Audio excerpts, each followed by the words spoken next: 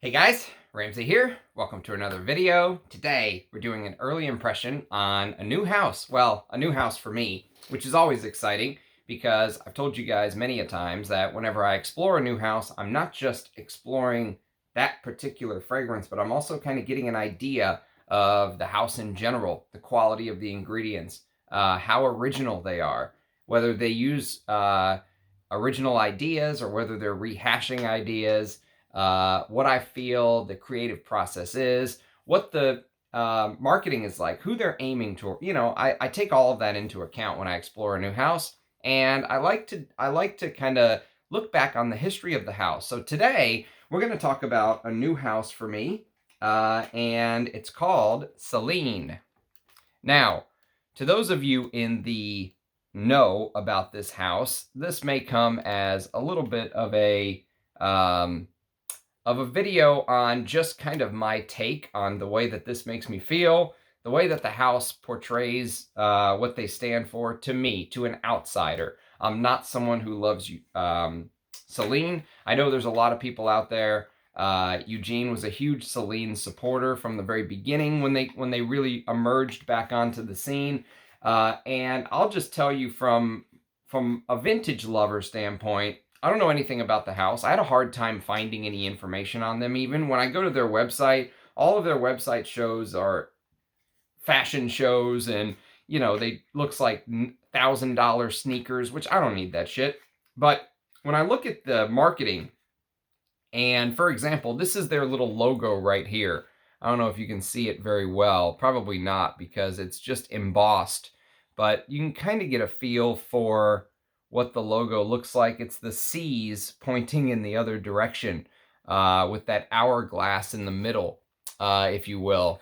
And with the first time I saw this, what's the very first thing that comes to your mind? I'm curious if anyone else thinks about this the way that I do. Because the first time I saw these C's pointing in opposite directions, you know what I thought?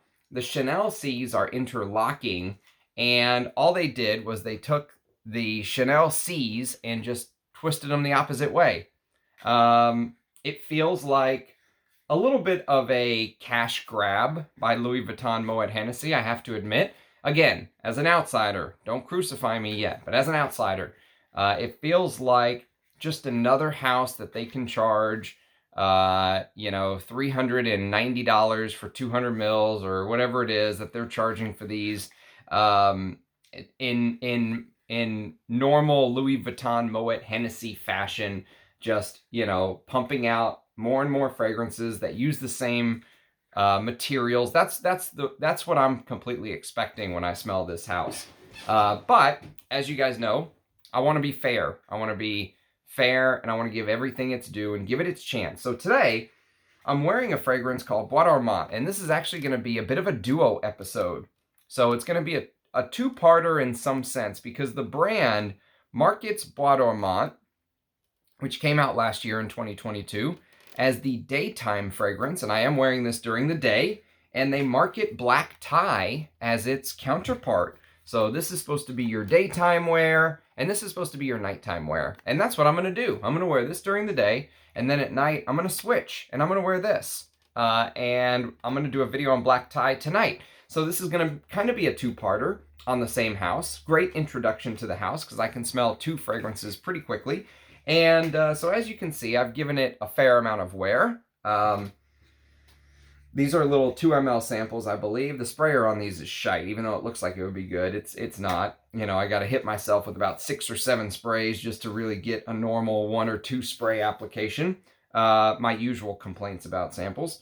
But all of that aside, let me just tell you that as the first perfume from Celine, this is exactly what I expected. It has offered me almost no challenges to what my mind kind of expected this to be like. In fact, it's even more in that DNA of what I was expecting, if that makes sense. And if you know the Celine background, if you pull up Celine on Parfumo or something like that, you'll instantly see it'll say Bottle Design Heidi Slimane. Heidi Slimane is the creative director of the brand.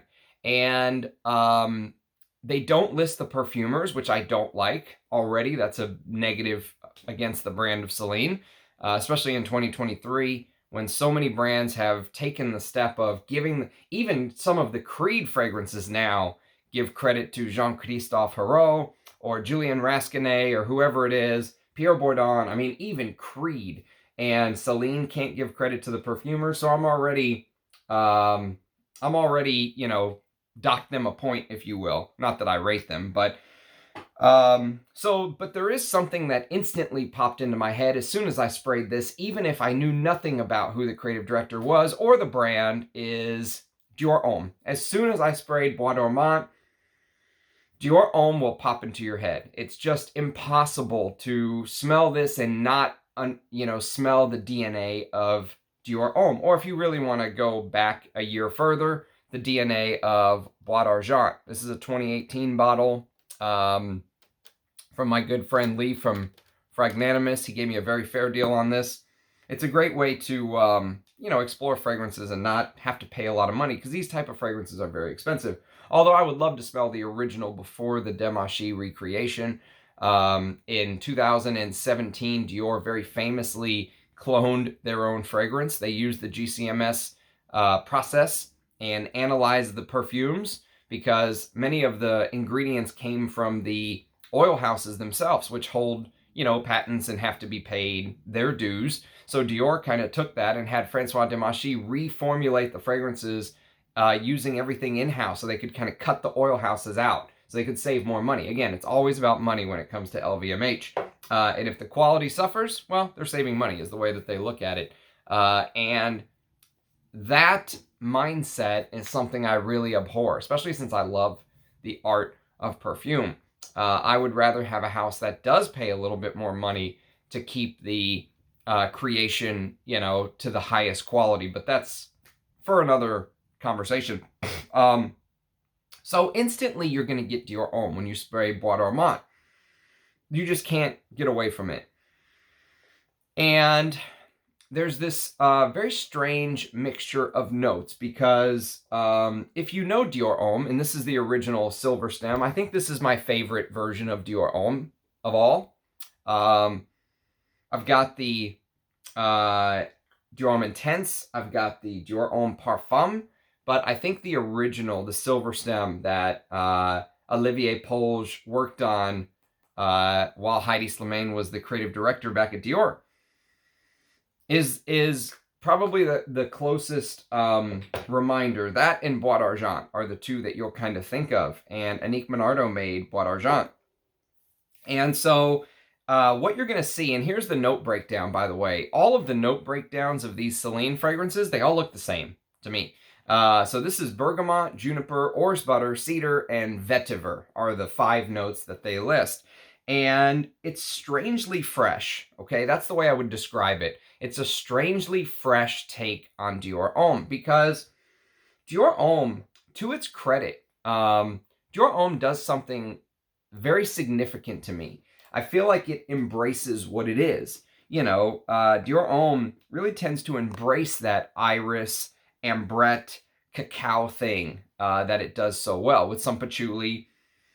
And there is vetiver there. Vetiver is playing a part in both fragrances, but there's a little bit more of this leathery dry down that goes with the iris to me in Dior Homme. It's almost like it just embraces what it is. It's a powdery, slightly sweet. I think the lavender and cacao adds a little bit of sweetness to it, and it just says, this is what I am. And in 2005, when Dior Homme came out, it was a revelation. So here we are in 2023, and Bois Dormant almost feels like it's trying to fight what it is. You know what I mean? Like it's somebody who looks in the mirror and doesn't like what they see, and they want to change it, but they don't know how, because they are who they are. You know what I mean? And they're trying to be something that they're not.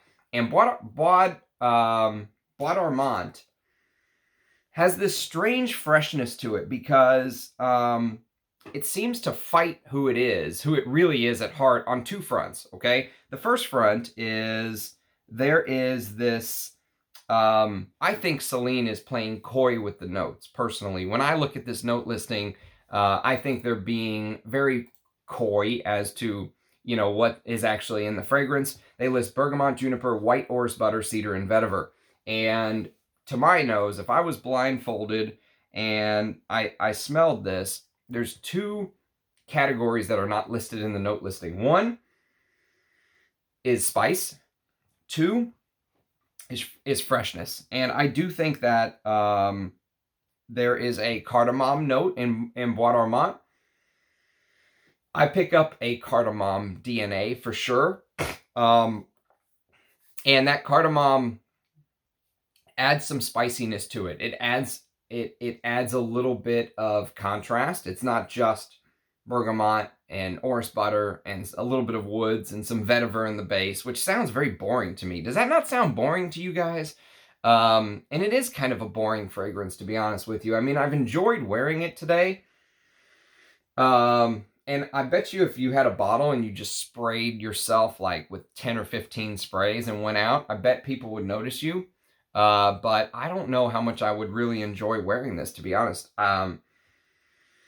It's cool to kind of explore, but it feels like LVMH is just rehashing the same thing over, but we'll get to that. We'll get to that. I'm jumping ahead. So I feel like Celine is playing coy on two fronts. One is the spiciness and the freshness, and the spiciness is cardamom, and it feels like maybe there's a little bit of this sage as well. So spicy cardamom with a little bit of sage, and the freshness of juniper, which they do admit that there's juniper here. That's one of the notes they actually admit to. And it adds some contrast. The freshness adds some contrast to the composition when you're smelling it. And here, let me read you the blurb. This is what LVMH has to say about Bois Dormant. Very interesting blurb. And at first, you're not going to understand why I think this is a brilliant blurb. I think that they inadvertently highlighted the true soul of the perfume without really even realizing it. They're trying to be cool. They're trying to be like a little bit of an elitist, you know. When you read this, you'll pick up on what I'm talking about. And it's not a very long blurb or anything like that, but they really did hit straight at the heart of the perfume and the brand almost without even meaning to. Listen to this. Bois Dormant evokes the luxurious comfort and understated classic architecture of the English double-breasted flannel blazer that Heidi Slimane has consistently designed throughout his life as a couturier. The day twin of black tie, this delicate woody fragrance is underscored with the bleached accents of powdery cologne. Now, there is a little bit of powderiness to the way that the orris is done, but I feel there's even more chalkiness. There's a strange chalkiness about the fragrance to me, like a woody chalkiness. It almost feels like you are, in the woods and you're, you know, my 3-year-old daughter grabbed one of her crayons and just kind of went to town on one of the trees. And, you know, when there's just like a bunch of chalk in one spot, it like powders up and kind of blows up into the air. That's kind of the chalky feel that this fragrance gives me. Woody and strangely chalky. And so that's the blurb. And let me tell you how I interpret it. So I'm curious if anyone else thought of this too. Probably other people have, but here's how my brain works. So remember how I mentioned that those double C's facing the other way are like the opposite of Chanel's interlocking C's to me? Like, that's what I think of when I see that. Whenever I read this blurb, that line of Heidi Slimane remaking the classic English double-breasted blazer, flannel blazer, at first seems kind of silly. To me, it seems out of place a little bit, right? I mean, but actually the more that I thought about it, and once I actually thought about it in terms of Dior Homme though, it made perfect sense. Made perfect sense to me because many of you know, Heidi Slimane was the director of Dior whenever this line came out, like I said earlier. And when Bois d'Argent was created by Annick Minardo. So the Bois d'Argent DNA morphed into this Dior Homme, and that took the fragrance world by storm. It was like a mountaintop experience for Heidi Slimane, I think. It put him at the very pinnacle of his creative powers, if you will, his prowess. He reached kind of the peak, in my opinion. In fact, he reached so much of a peak that people copied this before it really even took off. This came out in 2005, and in the middle, or I think the beginning of the year in 2005. And by the time, hardly before it really took off, like a huge, like everyone knew about Dior Homme, there was a brand who is widely, I would say, respected as an old French classic perfume brand called Lanvin. And Lanvin, at the end of 2005, only 4 or 5, 6 months later, released this. This is Lanvin Arpege pour Homme. And if you take a look, by the way, while I'm mentioning Arpege, there is a correction I have to make. If you watched my 1920s video, I did a video on ranked my favorite fragrances from the 1920s. I incorrectly stated that Arpege was a Chypre. And I wore it to bed last night again. One of my subscribers reached out and said, hey man, I really like your videos, but you made a mistake. Arpege is not a Chypre. It's an aldehydic floral, kind of like the Chanel No. 5. And I agree, he's correct. Technically, he's correct. But there is something in this in the dry down. The reason I was thinking about Chypre is when I wore it to bed after a couple hours, and that aldehydic floral first couple hours is probably one of the most beautiful. I'd take this over No. 5 any day of the week. But it changes into something that just has so much more depth, and I don't know if it's the vanilla, I don't know what it is, but there's something in this that for some reason just reminds me of the depth of an old school Chypre. But I do have to admit a mistake, and a correction must be made that this is not a Chypre. But this is the original version for women that was such a smash hit and studied and honored, you know, today by many, that they tried to follow up with this name. They took the name Arpege and added it to a pour homme bottle. But look at the top. Look at the top of the bottle. So look what they did. So this is a cap. This is actually not a sprayer. And if you take a look, Dior Homme kind of did this same thing. Look at the top. Look at the top. Our Lanvin straight up copied Dior.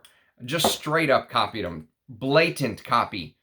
That's how popular this was. Before the year was even out that this was released, Lanvin was on it, copying them. That's how big Dior Homme became.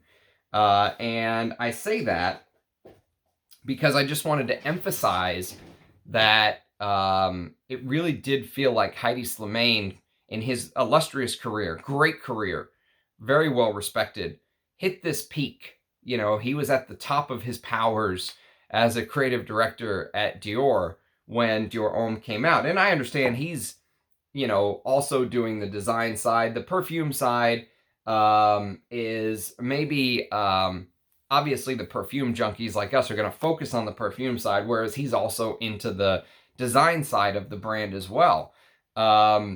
But for his perfume fame, I would say Dior Homme kind of put him at the pinnacles of his power.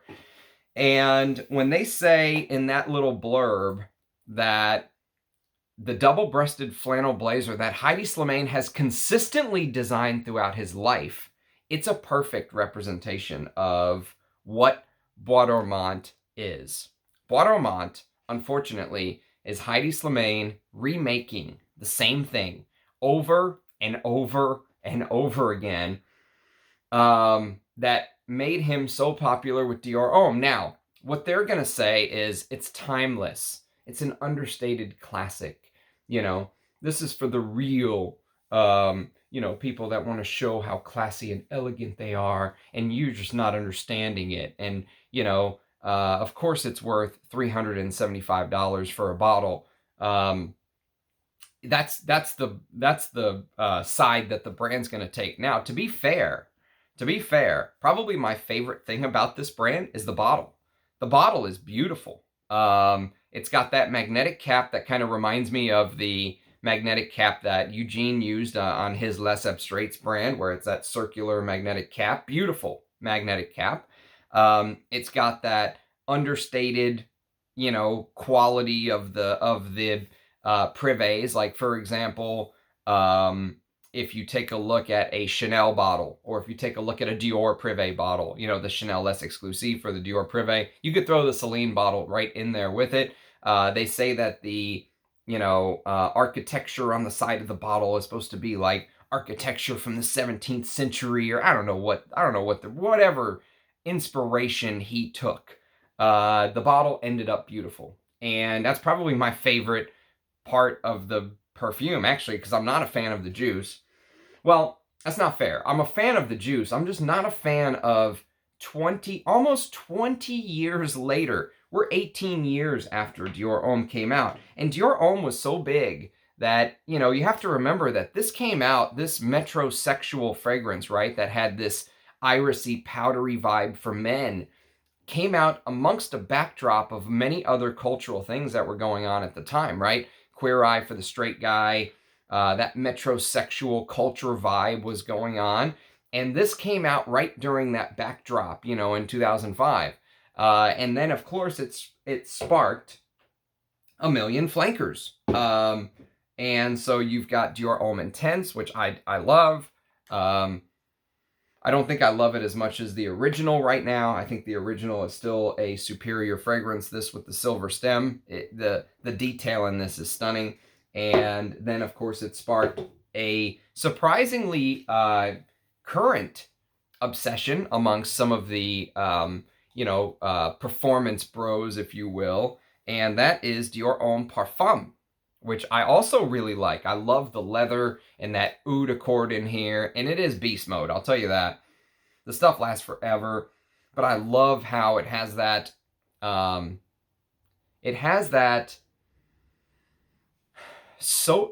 maybe not soda-like vibe, but there's something that reminds me of like the soda vibe from something like Escada Magnetism, that purple soda feel in the opening, or M7 has that cola vibe. There's something about that in the opening here, but I love the leathery ambrette. Dior has amazing ambrette, to be fair. I'm a huge fan of the way that Dior does ambrette. And of course, LVMH. So you have LVMH. LVMH owns so much. It's unbelievable. And they own Celine as well. And to me, this feels like, and I hope the entire collection isn't like this. I really hope the entire collection is not him remaking that damn double-breasted flannel blazer over and over and over. I fear it is, though, from listening to people I trust talk about it. We will get a better, grasp on this house tonight when I get to smell black tie and wear it as my scent of the night. But Bois Dormant as my scent of the day, unfortunately, it was exactly what I expected Celine to be from listening to people talk. It seems like it's well-made perfume, if you will, but it also seems like it's LVMH just cleaning up. I mean, this is, again, another brand that they put out there. People that don't do their homework they think that, oh, they're shopping around, right? Yeah, sure, we're going to go shop at Dior, we're going to go shop at Guerlain, we're going to go shop at Celine, and meanwhile, LVMH is just sitting back and collecting money from the same people, thinking they're diversifying their portfolio of perfumes. They're buying the same fragrances in a different bottle, basically, is what it smells like. It smells like the same rehashed ideas and nothing new, nothing challenging. You know how the Dior Privés at the end of Demachy's reign as perfumer all smelt like they were just awful. Like the last 20 fragrances he put out, there wasn't a good one in them, right? That's how this kind of smells. It smells exactly like you would expect one of the final issues of the Privé line from Dior to smell. It smells like remaking the double-breasted flannel blazer over and over and over and over. Sure, I mean, it's easy to remake the double-breasted flannel blazer when you're charging $5,000 for it. I mean, how hard is that? Hell, give me a design pad. I'll draw the damn thing over in different ways at $5 grand a pop. Sure. I mean, as a perfume lover, this doesn't move me at all. It instills little confidence in the house of Celine. But I was expecting that, so I'm not too let down. I am expecting more from Black Tie, since it's the nighttime version.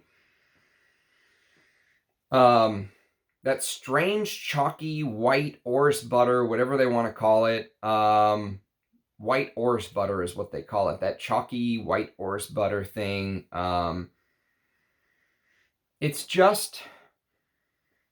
It's just, I don't think there's very much there for fragrance lovers. Compare this to Desandres, which I talked about yesterday on the live stream, and then I did a video on it, and it's night and day. And it's sad that, you know, maybe it's not sad, but it's a little shocking that it takes somebody, you know, like a Eugene or an Antoine Lee to step out of that matrix and do their own thing and go against the grain. And they're going against the behemoths. And they're winning. Look at this.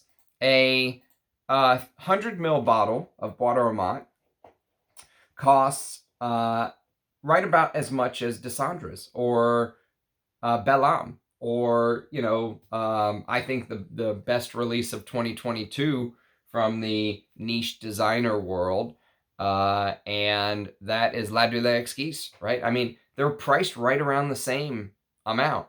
And for me, it's a no contest. If I was going to spend $255, I wouldn't end up giving it to Celine. That's my take on it. That's my take. I wouldn't give it on the take the Chanel C's and turn them the other way and act like, you know. I looked at some of the stuff they're offering on the website. Oh my God, like $890 sneakers that look like Converse. I'm sorry, it just doesn't move me. So. But that is what I was expecting. I still have more samples to go. I have Black Tie, and I have 3 more Celines to discuss. Saint Germain, de Prez, Eau de Californie, and La Peau Nue. So hopefully there's something in some of these that maybe move me. Maybe I'll even find one I like enough to buy a full bottle, but I'm not holding my breath, unfortunately. So that's kind of my... that's my take. They say delicate, woody fragrance underscored with bleached accent of powdery cologne. I mean, if this is the kind of fragrance that you enjoy wearing, maybe this will be for you. For me, man, there's just so much better options to wear. This, it feels like LVMH is literally taking advantage of me when I wear this, you know?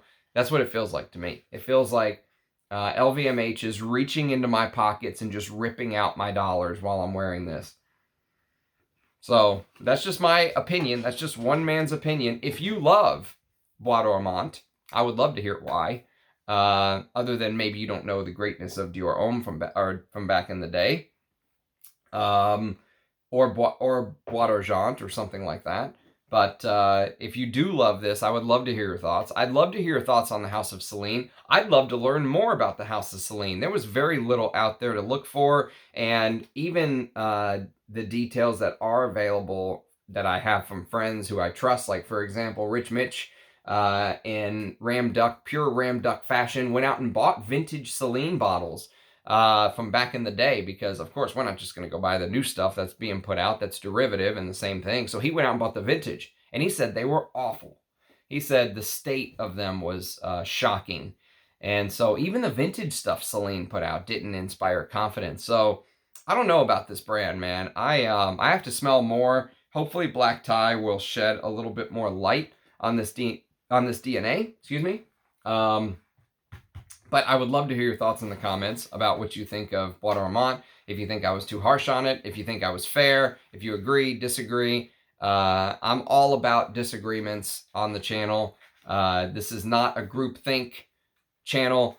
If you have some differences, I would love to hear your thoughts in the comments and why, because I'm all about learning. And if you have some history on the House of Celine, do let me know. Let me know if they were kind of a brand that LVMH purchased very early, or how it all worked out, but I would love to know some more history on Celine. So thanks for watching, everybody. There will be a video tonight on black tie. We'll keep this at half an hour, so hope to see your faces in the comments. Thanks for watching. Cheers, guys, and I'll see you again tomorrow with another video. Bye-bye.